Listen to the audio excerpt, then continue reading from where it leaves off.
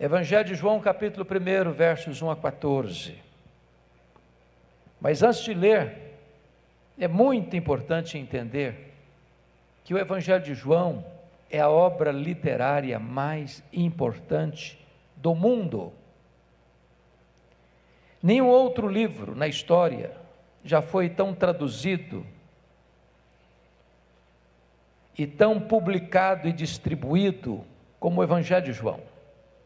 Já passam de 2 bilhões de exemplares. O Evangelho de João foi escrito no final do primeiro século, quando os outros evangelhos sinóticos, Mateus, Marcos e Lucas, já circulavam na igreja cristã há mais de 20 anos.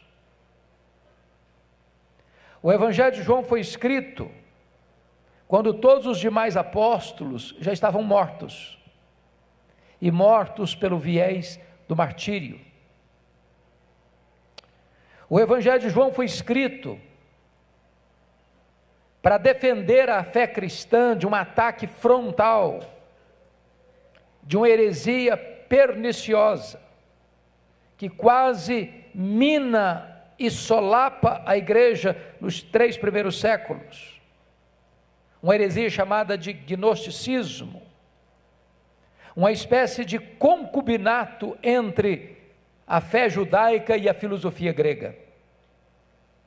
Vocês sabem que desde que Alexandre o Grande dominou o mundo, é que o mundo foi helenizado. O pensamento, a cultura, a filosofia grega se espalhou. A língua grega tornou-se universal.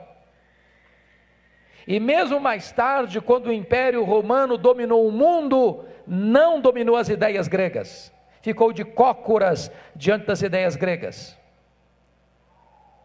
E vocês sabem que os gregos acreditavam no chamado dualismo: matéria má, espírito bom. Por causa desse pensamento, os gregos não acreditavam em 3 doutrinas essenciais do cristianismo: a criação, a encarnação e a ressurreição. Então os gregos negavam a divindade de Cristo. Por quê? Pensavam eles: se ele tem um corpo, e o corpo é material, físico, e a matéria é má, então não pode ser Deus. Porque se ele tem um corpo, e o corpo que é matéria, a matéria é má, ele não pode ser bom. Se ele não pode ser bom, ele não pode ser Deus. E então estavam negando a divindade de Cristo. E João escreve este evangelho para provar uma tese. Qual tese? A tese de que Jesus Cristo é verdadeiramente Deus, sem deixar de ser verdadeiramente homem. Então, João acende as luzes do palco, abre as cortinas da eternidade e revela-nos o nosso glorioso Redentor assim: no princípio era o Verbo, e o Verbo estava com Deus, e o Verbo era Deus. Ele estava no princípio com Deus. Todas as coisas foram feitas por intermédio dele, e sem ele nada do que foi feito se fez.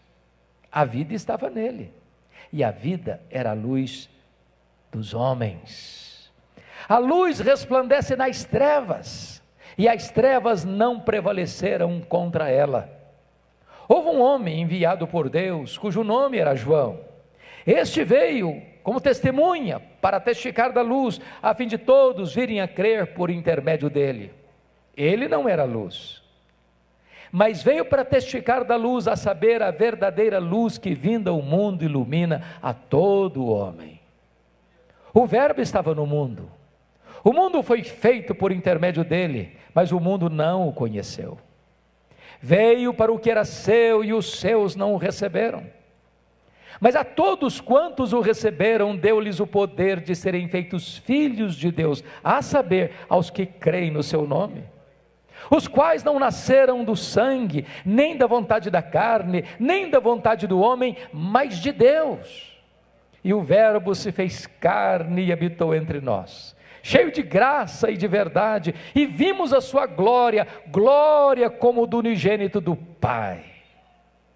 Então, João está abrindo as cortinas para nos apresentar o nosso glorioso Redentor. E ele quase nos tira o fôlego na primeira afirmação.